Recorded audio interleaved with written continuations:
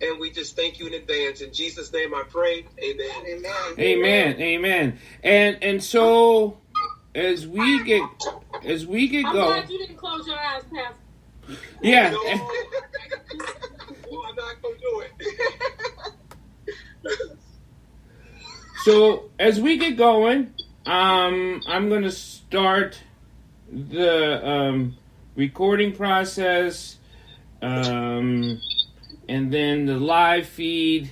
I got a bunch of stuff going on here, and as we filter on through, we're going to make this an open, honest conversation. That's why I call it Sister. We're all in the kitchen, and we're all one snapping peas, and the other one could be doing hair.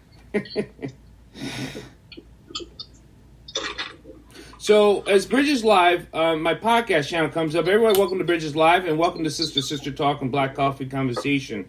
This is about a real talk about real issues. So, we are here to have our communication and conversation with people. Not just people, but our sisters about what they're going through and how they're feeling about things. So,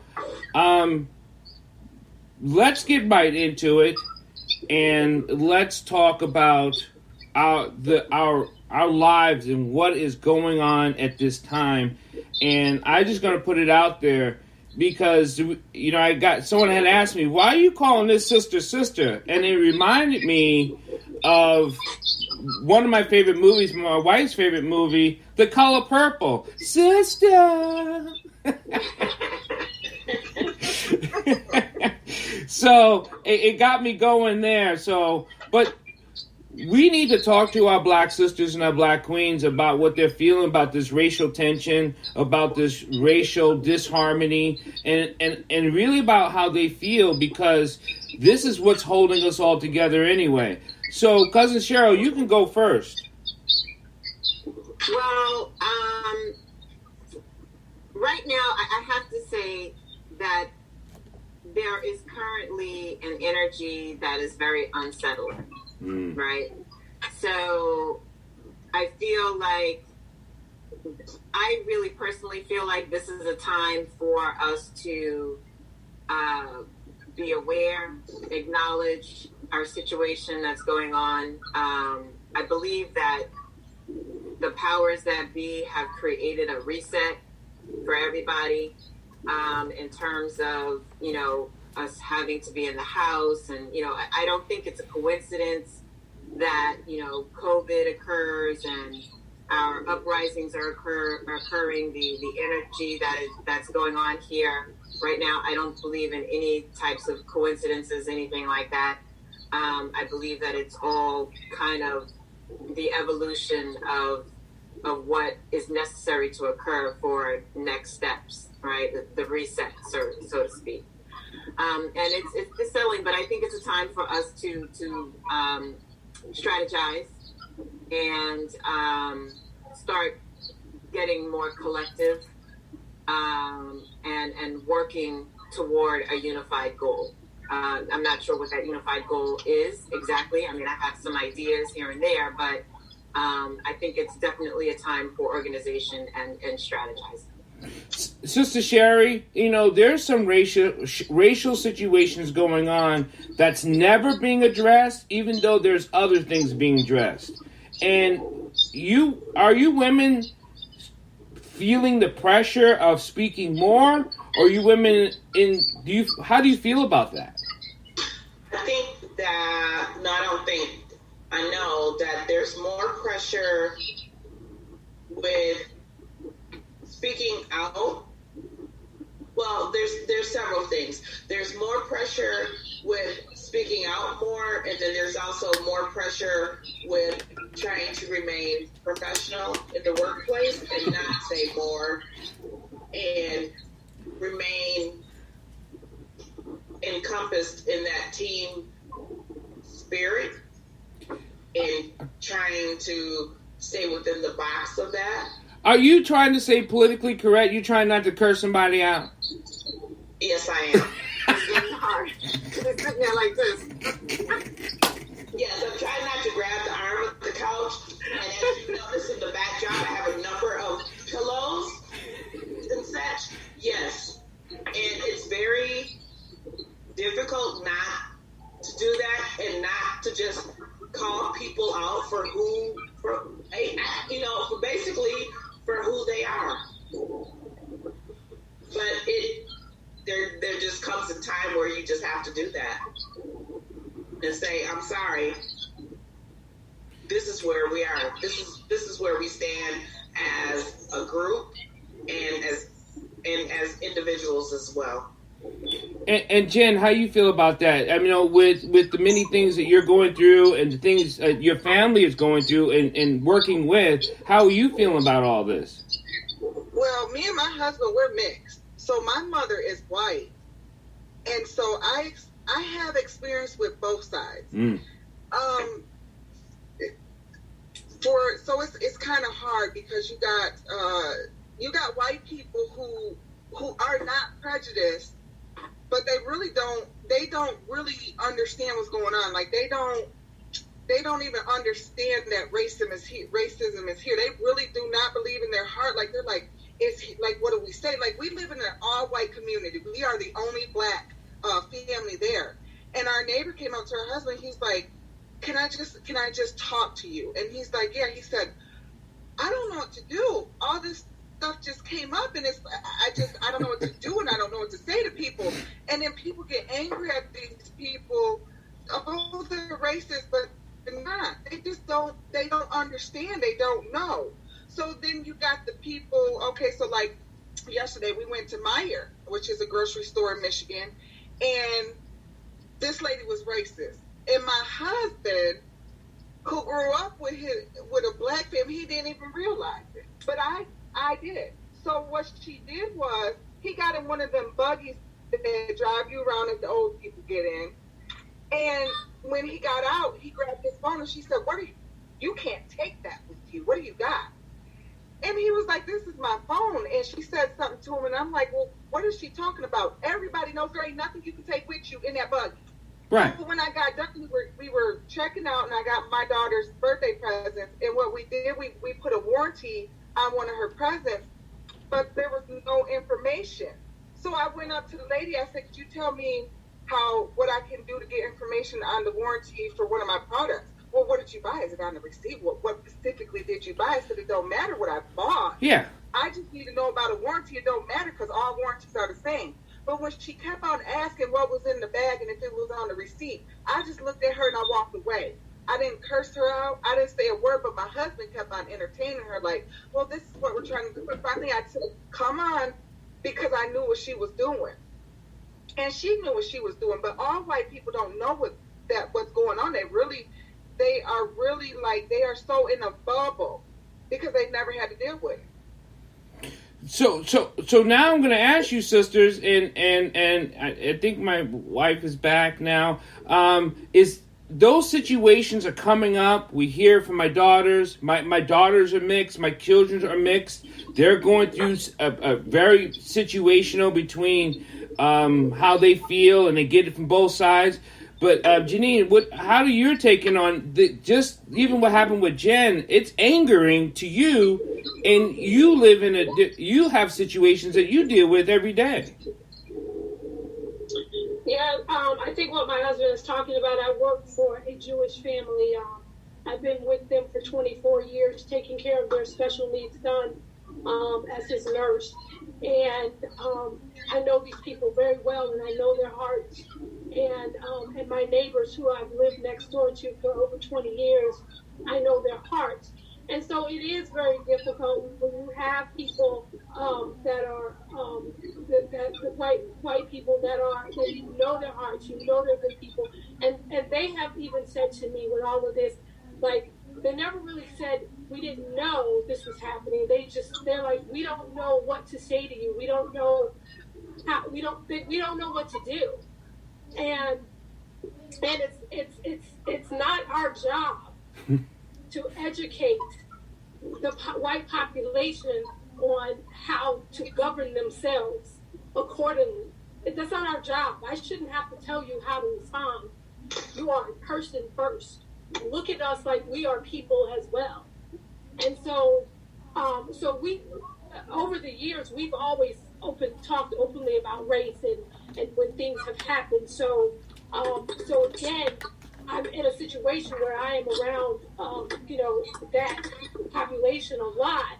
But these people have been in my life for so long, and we've had conversations, difficult conversations, not just about race, about a lot of things over the years. So for me, there's a level of comfort that I know that they are in the fight and they would be in the struggle with us. But at the same time, I'm not naive to think that at the end of the day, if stuff hit the fan, who's really going to be there? Yeah. So to speak. If we had to take up arms, who's going to be there?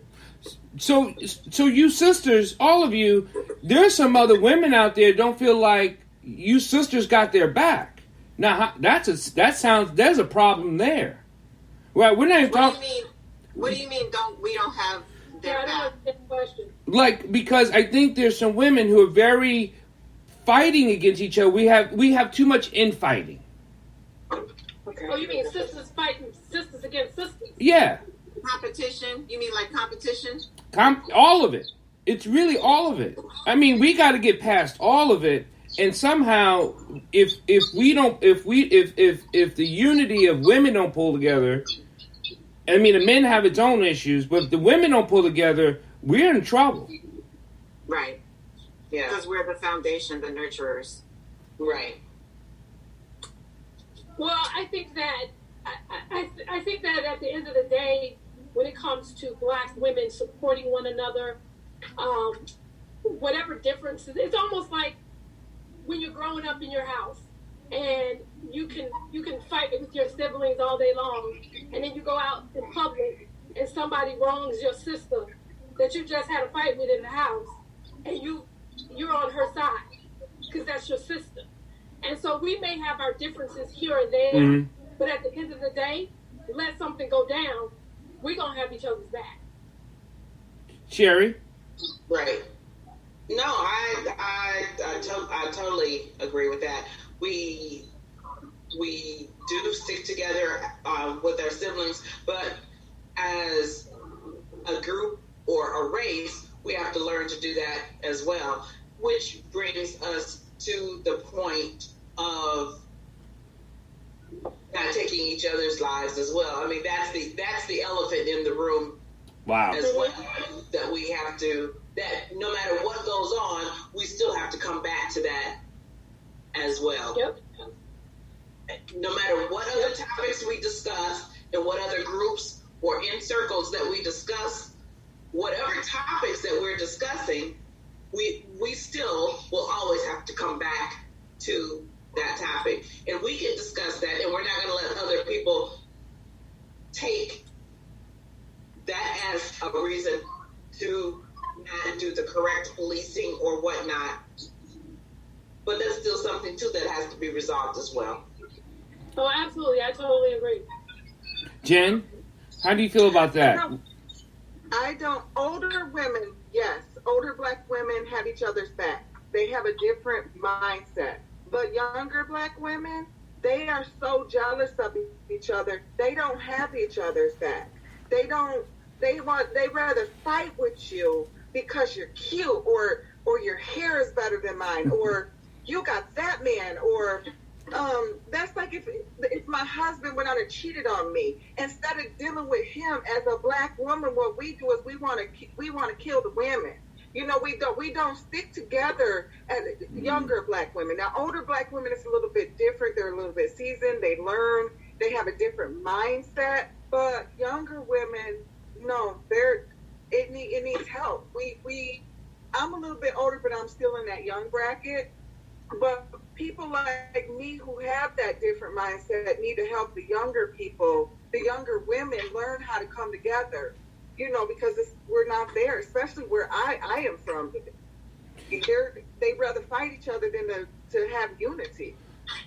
That kind of falls right into your wheelhouse, Coach Cheryl, because did we not mentor our did your sisters not mentor your young sisters? What do you think what do you think that is?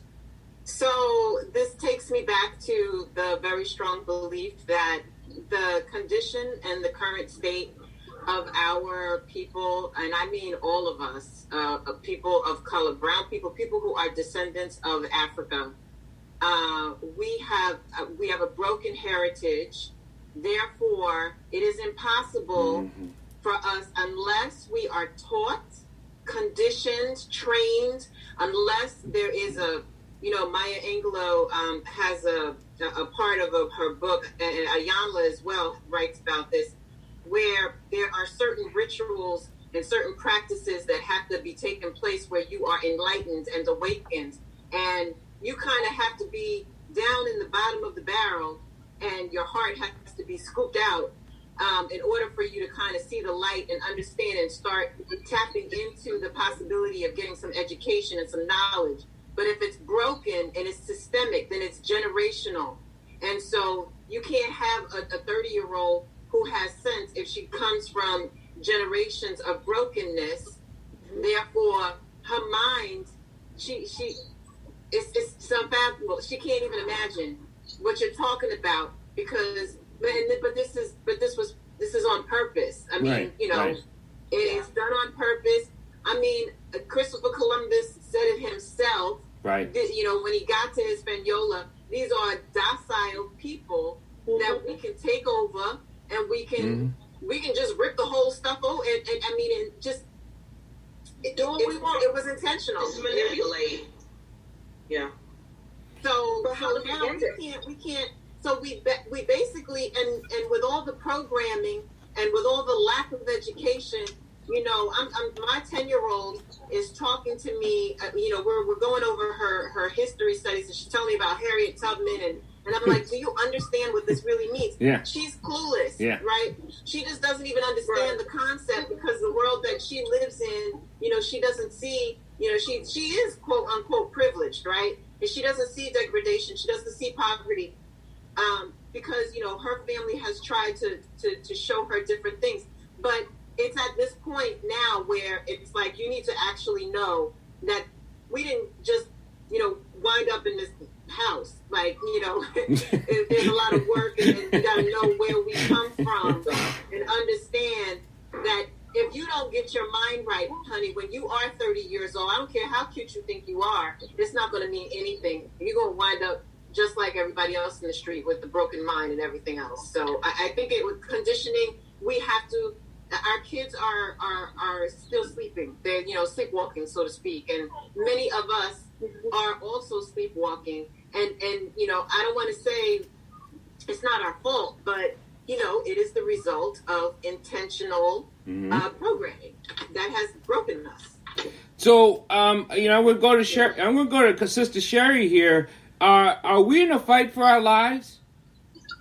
We absolutely are in a fight for our lives, and we absolutely cannot go back to how we were. We absolutely cannot afford to let this be the flavor of the month, the initiative of the quarter, the month, the week, the year, however we want to title it. We can't afford to get tired and let it die down and die out. We have to keep going. When the door opens, you have to let it stay cracked and open up and just keep going.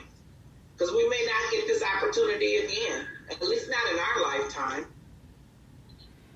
Janine? So yes, to answer your question, yes, we are absolutely in the fight of a lifetime, not just our lifetime, but the lifetime of a race. I ain't gonna even say our race, but a race. I think all brown people, period, for all civil rights, not just black people, but primarily black people. And I think that people are tagging on. I can't even remember what I saw yesterday, but someone said, our lives matter too. I don't even remember what it was now, but now everybody's tagging on our lives matter too. We never said your lives didn't matter. We said our lives matter. So, but anyway, that's another conversation. That's another talk. Well, you know what, Sissy Sherry? You're probably going to say our puppies' lives matter, because everyone wants to tag on to, really, Woo! The thing is how can all lives matter until Black lives matter? Exactly. But our lives have to matter to our own people too, because we kill each other. We kill each other more than white people kill us. Yes. Absolutely. I'm not saying that's not neat. I mean, Sherry said that earlier. We definitely need to address what we do to one another, not just killing one another, but as my husband stated earlier about Black women, not supporting one another for whatever reason, the good hair versus the light skin versus the dark skin, whatever it is, we can use the excuse about systematic, racism or the slave mentality. When the lighter you were closer to the big house you were in the big house, and the darker you were out in that field, and we understand it. We all know about the brown paper bags test, right? Yeah. We're familiar with that. That was not too long ago. That was in my parents' lifetime. I mean, my mom talks about that happened to her when she brought my father home. My mom was a very fair-skinned woman. She brought my father home, who was very dark-skinned. And the comment to her was, he's so dark, he's so Black. So we definitely have to stop doing this to one another. But we also have to understand, where did this mentality come from? It's like Cousin Cheryl said, it's such a conditioned in our subconscious that we have to do something about it. And the thing about this Black Lives Movement and this movement altogether is that not only is it sparking conversation for other races to shine a light on what's been going on in Black America, but we ourselves can shine a light on ourselves and say, hey, we have to be accountable for this. We have to take care of our own. We have to stop looking for the government. We have to stop looking for outside help and do it ourselves. We have enough economic empowerment within our own communities to fix ourselves.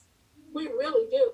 Yeah. Sister Jen, I'm going to ask you. This is a question that then I'm going to you guys tag on. And you mentioned we're killing ourselves, right, Sister Jen? Mm-hmm. Yeah. But our mothers and sisters and our men. But I'm talking to you, sisters. How come we never marched the street against that nationally? What happened to that? Yes. I don't understand it. But I will tell you this, though. We can march all we want for change. Yeah. But Whoa. Hold on. Jen. She froze. I don't know if you guys can hear me because everything just went. No, now we can. You're back. Oh, man. And she's gone again. And she's gone again. Here I go. I'm back. Okay. So, we got to want change. It can't just be, we're going to march and it's going to change. No, nothing's going to change if we don't, and the problem is our young people. So nothing is going to change if we can't get our young people to want to change. I'll give you an example. I grew up poor, so I had a poor mentality. But my husband grew up very different from me. He didn't grow up poor like that. So I wanted change. I wanted to think differently. I wanted a different mindset than that poor mentality. And when he pointed, I never knew I had one until he pointed it out to me. And then he began to change, like he began to teach me, and I began to want to change, and then the changes occur. And that's what has to happen here. Well, I think, let me just piggyback off of that. I think that I hear what you're saying, Jen. I hear what you're saying about our young people. But I also feel like when I speak to a lot of young people, they feel like they're not being heard or seen. And they don't deserve to. They feel helpless. What you want to be heard and seen for? You ain't been here long enough. Listen to Janae. I'm talking. I'm the grown up here. Y'all sit down and be quiet. Listen, so you can learn something because you can't organize yourself because you don't listen. Okay, go ahead, Janae. Sorry. I hear you. I do. I hear you. When I say young people, I guess I'm talking about the 20-somethings, because right now I have a goddaughter who's about 26, and she's very angry. She's angry at the world. I was one of her elders, growing up, and so I have to ask myself, did I fail her in some way by not giving her the tools that she needs be successful in this world. And I hear what you're saying. They need to sit down and they need to listen. But we also don't forget how you were when you were younger. Did we always sit down and listen? No, we didn't. At least I know I didn't. And so, but our parents led by example. And I think that we have gotten so caught up in with our college degrees and making it that we have kind of left them behind, that we are raising. I say this all the time. We are raising. I've never met a bunch of black children who are so entitled. When did black children become entitled? We were not raised that way. And so when I speak to them, I hear you. You want to say, just sit down and shut up and pull your pants up, tie your shoes. I get it. I really do. But it takes a little more than that.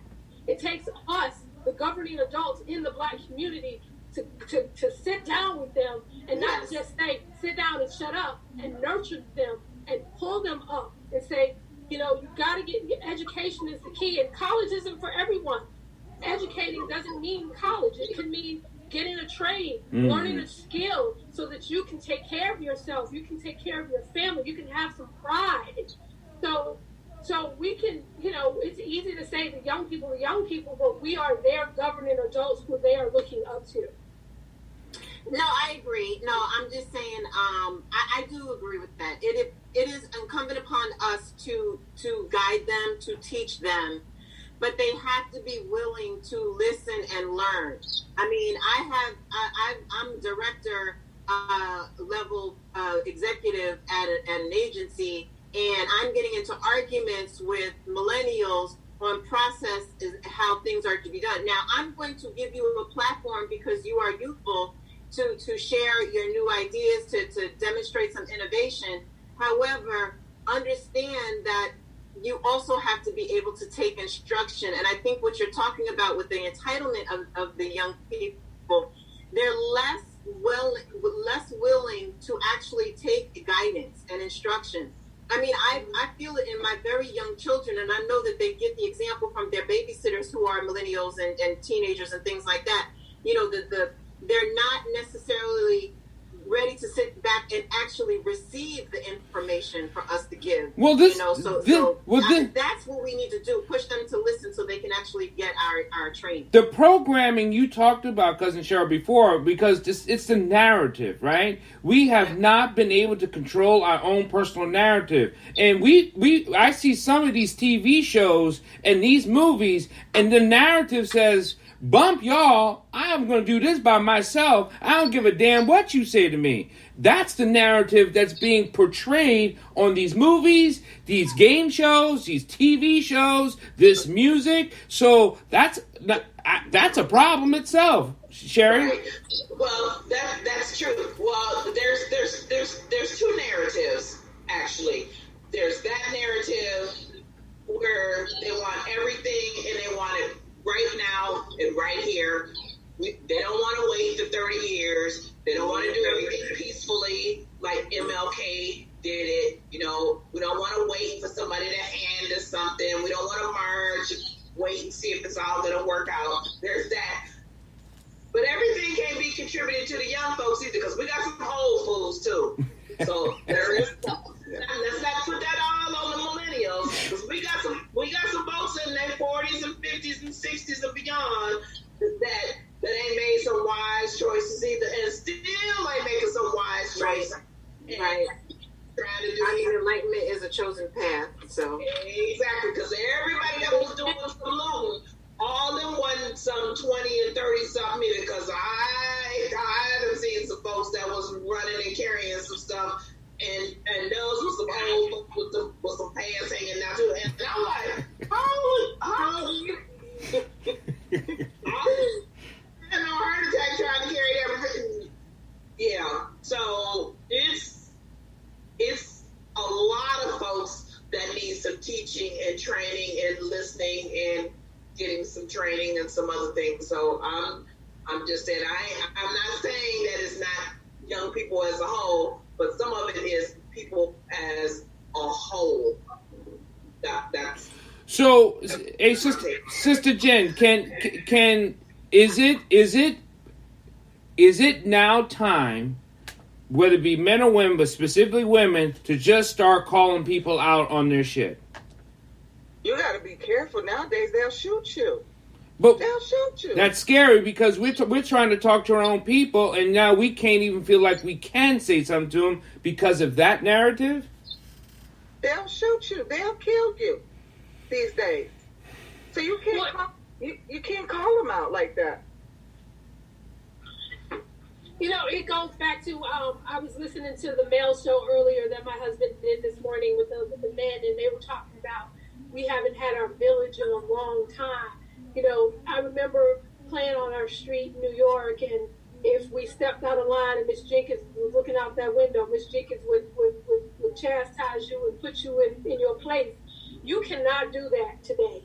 You try to put somebody else's child in their place, and their trust and believe their parents are coming for you.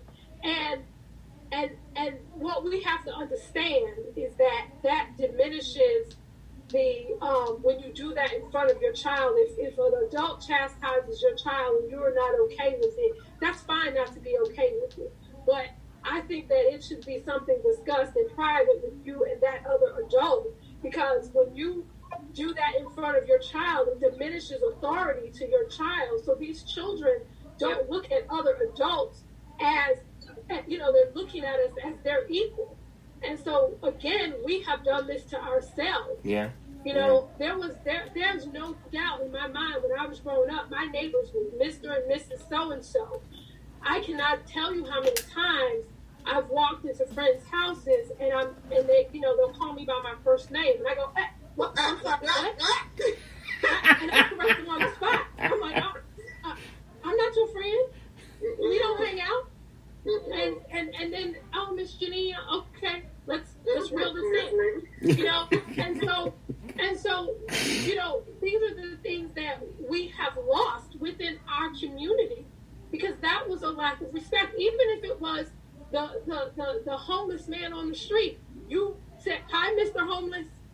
You know, my parents didn't play that. They did not play around with us, and somehow we have forgotten that. And the question is why, and what do we do to fix it? Because so what do we do to fix it?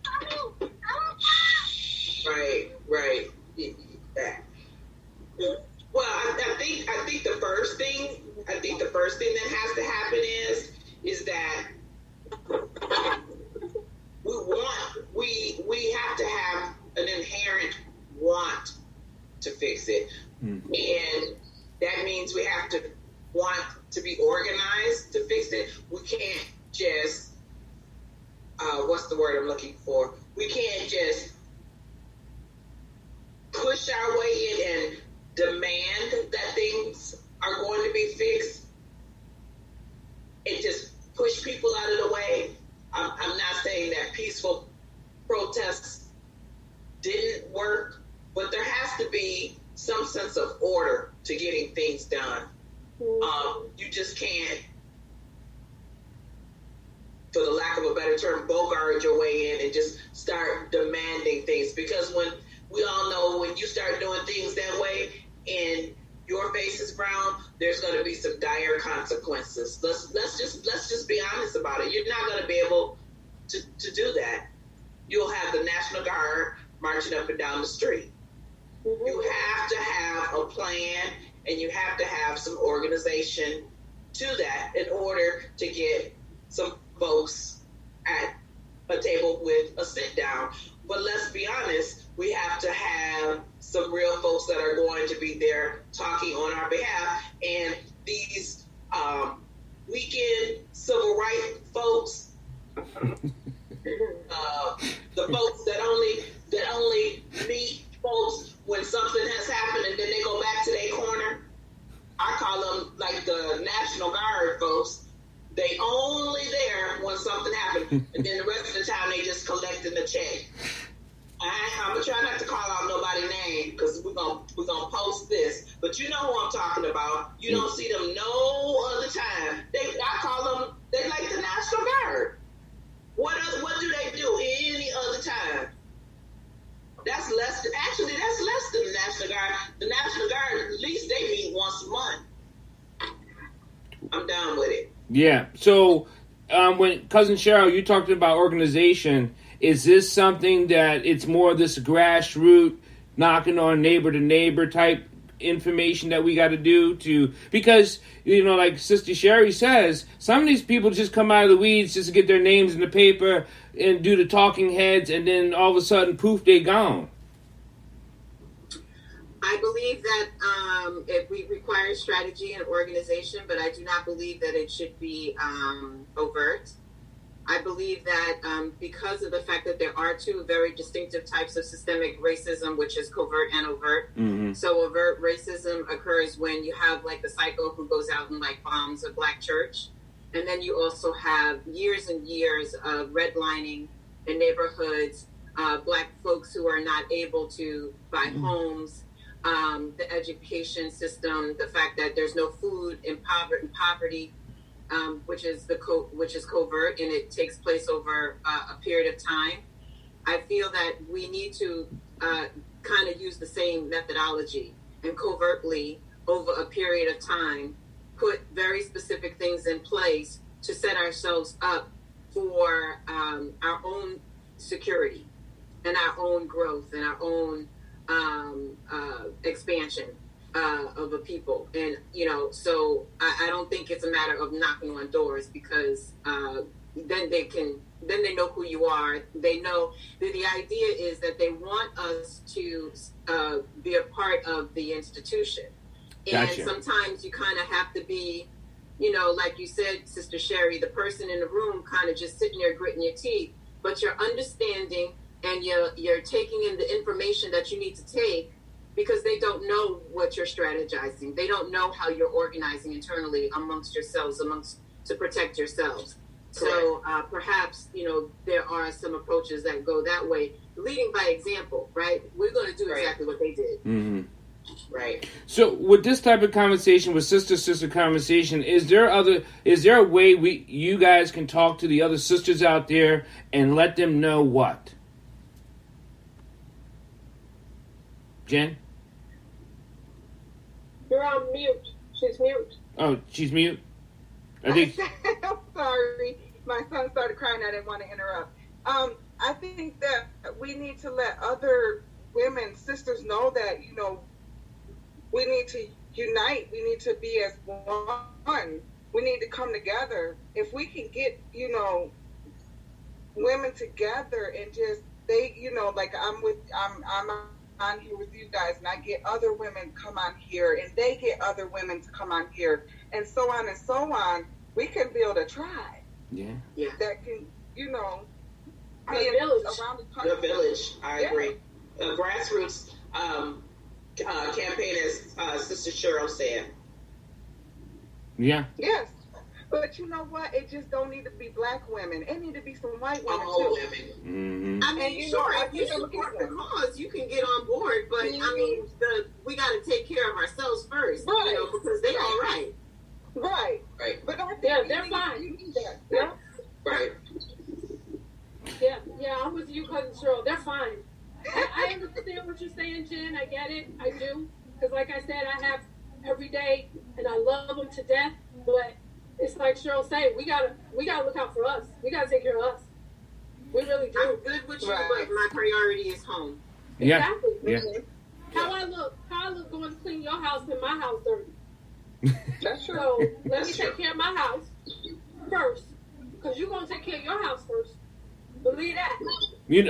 One of those, the statement you guys are talking about is the sad issue. One of the saddest issue is, even if other communities, the white community comes in and helps our community, when they get tired and when they get fed up, they can turn and leave, and we will always be here in this systemic situation that is crumbling. I do believe it's crumbling.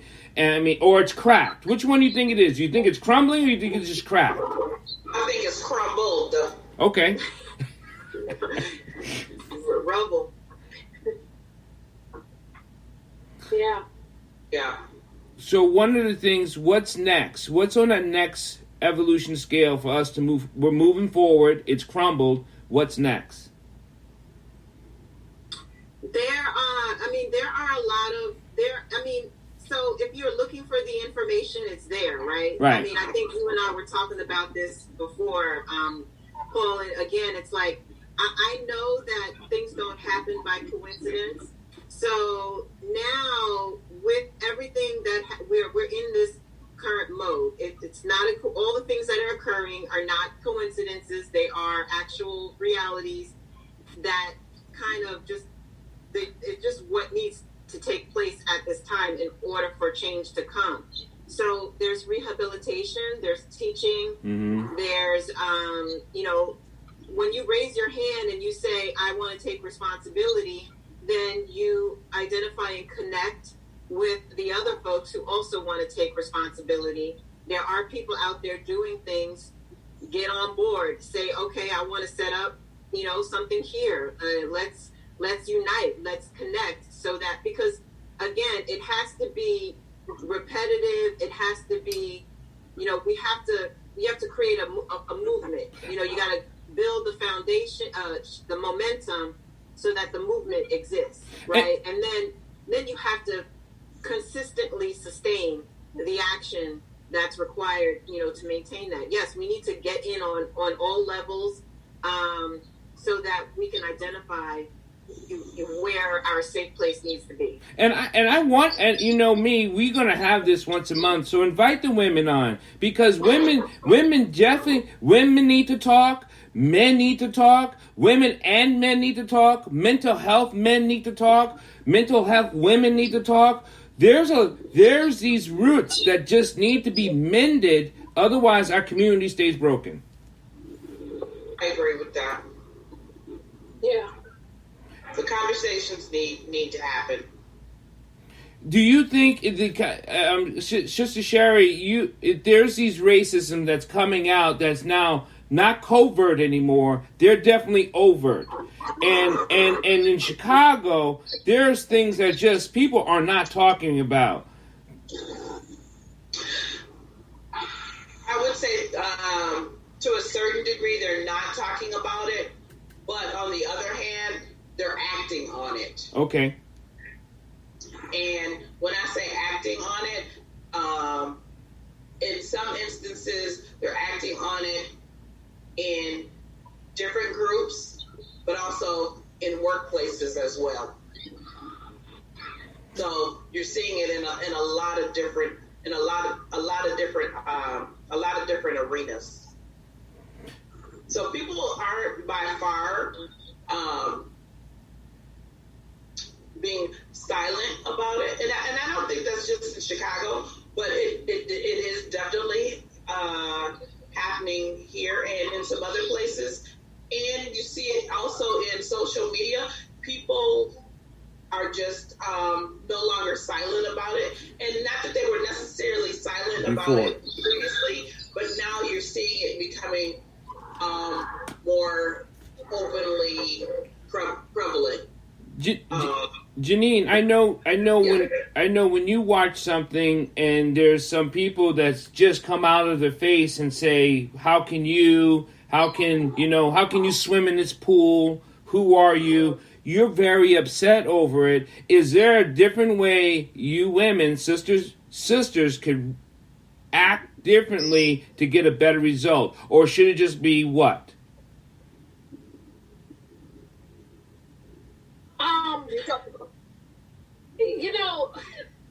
You're okay. So let's unpack this. You're in the pool. You are a hotel guest, paying hotel guest. You're in the pool with your kids, your grandkids, or whomever, and you're minding your business. And then some white family comes along and decides, well, we don't want to swim with them, so we're going to go and have the management come and question, are they supposed to be in the pool? And so you're saying, so what I'm hearing you say, honey, is that should we take the high road so the outcome is different? No, I'm just asking, what should we, it's not so much high road, low road, but what?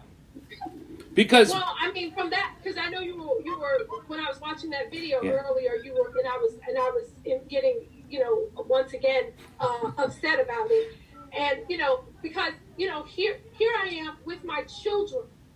it's one thing if you're going to come and attack me because I'm a grown up, I'm an adult, and I can handle it.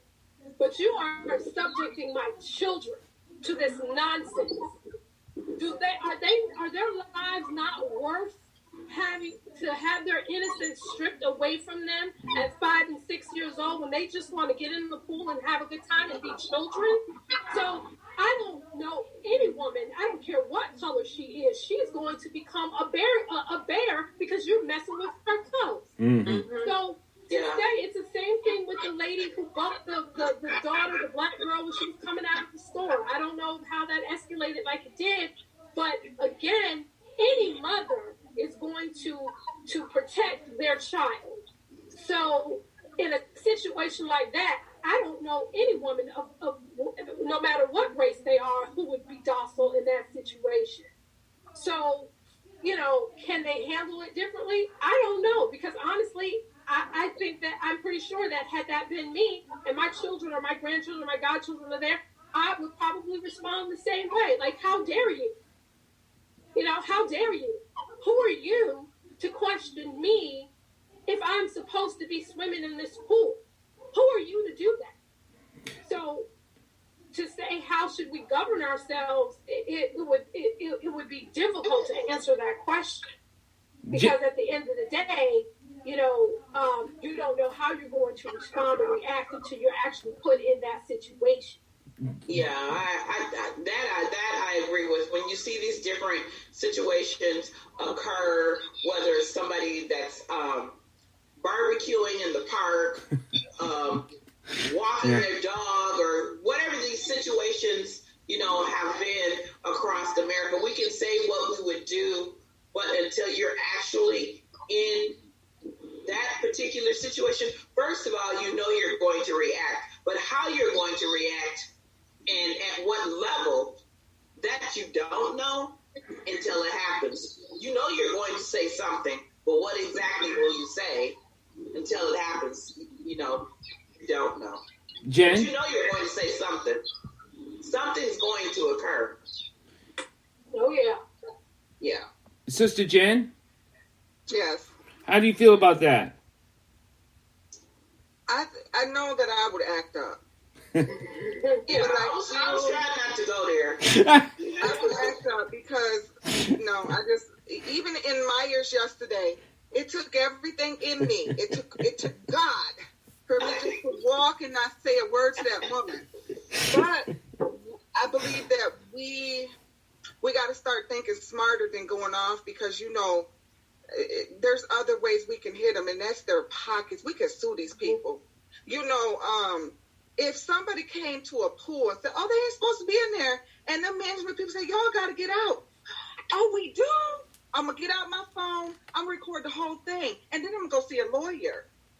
Even if I cussed you out, even if I said things, I'm still going to go see a lawyer because once they see that video, you discriminated against me and my children. Think about their own game. Yeah, we got to be smart, though. We got to be smart because these people label us they label black people as rowdy, as, oh my gosh, they're crazy. Angry. Yeah, they're angry. Angry black woman. Angry black woman. Yeah. Yeah. So when we show them that, they're like, see, that's what we're talking about. But when we handle ourselves accordingly, and it takes God to do that, especially when they mess with your children, then we can get better results. We can show them that they're wrong, and we can hit them where it hurts most, because us cussing them out, that ain't gonna hurt them. They're gonna say, see, that's how they act. That's what I'm talking about. Mm-hmm. Yeah. So, but even when you watch video where we have held our composure, those videos too have also sometimes turned out badly. So it's like Sister Sherry said, you will react if you ever put in that situation. You just don't know how you'll react. And you're absolutely right, Jen. We have to be smart about how we react. It's like you always say, if you stop to think, you'll think to stop. And to be cliche-ish, but it's right. It's hitting them in their pocket because that's the way they do it. They don't like something, they will get on that internet and write a letter in a minute. And the one thing I have learned being in that environment I've been in for the last 24 years is that sometimes the pen is mightier than the sword. And I have gotten a lot of results by, filing a complaint and writing letters or whatever. And I'm not saying that that's the answer here, but what my point I'm making is that sometimes we have to woosah and take a moment and breathe. Woosah.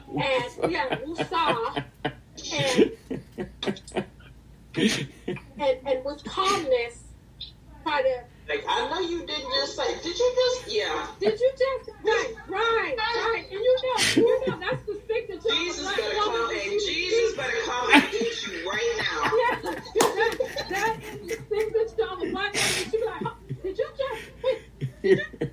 She repeats what you just said. You gotta back up a few steps.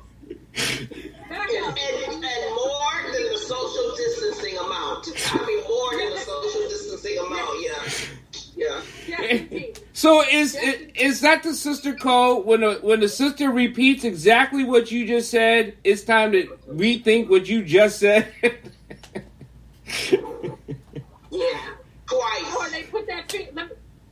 Let me tell you one thing. Yeah, we have certain codes where we know it's about to go down. And the other people in the store do too, because they start walking off. Mm-hmm. Yeah, and I think we developed that by the age of 2, because I've seen it in my goddaughter already. Yeah. So I got the one last question, and then we'll end up finishing up. Do you believe these people are really getting fired? Who doesn't believe? I don't believe they're getting fired. I am going to tell you that right now. I think it's all like a social media plug. I don't believe that everybody's getting fired. I believe that some people may be getting fired. I believe they may be getting reassigned. I just don't believe that everybody's getting fired. Yeah. Not everybody, but some of them are. Some companies are genuinely they are not going to put up with it, and they will fire you. I do believe that. Yeah, some of them. Yes, I believe some of them are getting fired. Yeah, I'm in agreement with both with Sherry and Jen on that. I think some are getting reassigned and saying they've been fired or they've been removed from that position. Being removed from that position doesn't mean you've been removed from the company. It just means you've been removed from that position. What always gets me is when they've been placed on administrative leave with pay. So basically they're sitting at home on vacation for discriminating someone or talking out of their face wrongly to someone of color, and they're sitting home getting paid to do it. Okay, I see. But, Before we close up, I'm going to go around the robin. Sister Sherry, before we end up sister, what would you like to say to some of the sisters out there in community? What I would like to say is stay strong and don't just take anything. And talk it through with your other sisters and not just your sisters, but your brothers as well. Make those phone calls, make those texts. Don't just sit there and struggle with it. And documentation. Document. And Cousin Cheryl. Yes, you cannot disagree with Sister Sherry's statement and advice. It is the same. Also, just take the initiative to get learned, and start your own self-cleaning system, so to speak, so that you can strategize and organize, because the organization is definitely necessary for change. And Janine, my wife, beautiful wife, please.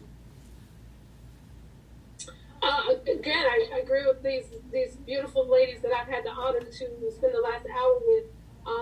Just holding one another up, propping us up, supporting one another, being there to talk to. Don't just, one of the things that we get so busy in our daily lives, and you don't check in with each other enough.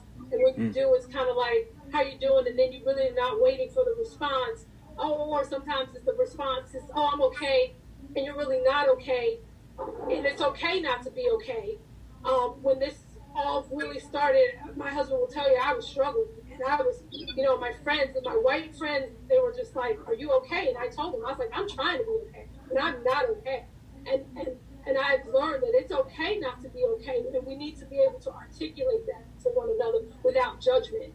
And so I want to say to my sisters out there, I love you, and I want nothing but the best for us as a community, embracing our kings, our Black men, and loving them and letting them know that we are in their corner, and that the love that we give them is unconditional, and just knowing that we are here for one another. And Sister Jen, please. I say this is not just for women; it's for all our Black people. The Bible says a house divided will fall. If we stay divided, we are going to fall. We are never going to win this battle. Mm-hmm. We need to be slow to speak and quick to listen, and we need to prove these people wrong. Mm. Don't always lash out so they can say, "Oh, that's what I'm talking about."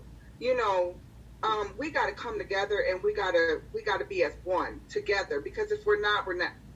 It's never going to work. They're always going to win. And that's all I have. Well, I want to say thank everyone for coming on Black Coffee Conversation, my sister segment. And my idea, what I'm trying to do is champion the calls of conversation. That's why I call it a conversation. And even with my Bridges Live, it's about a conversation, understanding, and information and action. It's not political. Let's get that straight, because we're not talking about a party system. And that's what Cousin Cheryl talked about, that systemic issue. Party systems are systemic, and they keep the same thing over and over again. So we have to bridge this fight together. There's a lot of issues we are working on, but if we roll them together and we move them forward, they crumble, right? They tear down all these walls. So thank you, sisters, for coming on to Sister. Again, next month we'll have our conversation, and please, and anyone who's listening to this, when you share it and like it, whatever, if you want to come on, just contact me and just come on in. We'll send you the link, and you can come on Sister, or any other programming I have. So, anyone say anything? Who wants to do the prayer? I'm going to do the prayer before you take out of here. All right, everyone, bow your heads. Thank you, Heavenly Father, for bringing all our sisters together and our community together, all our people together, because we know without you, that's keeping you in our sights, we will fall. We will divide it, like Sister Jen said. As a house divided amongst themselves, it shall fall. And we are not here to fall anymore. It is not a struggle. It is a movement forward. And in Jesus Christ we pray, amen. Thank you, sisters.